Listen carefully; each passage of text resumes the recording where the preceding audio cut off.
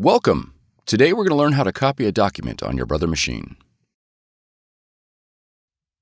This video will cover multiple models and operating systems. Even though your machine may not match the model on the screen, the overall process will be the same.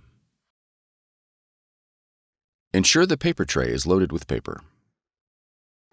Open the document cover and place the document face down on the scanner glass.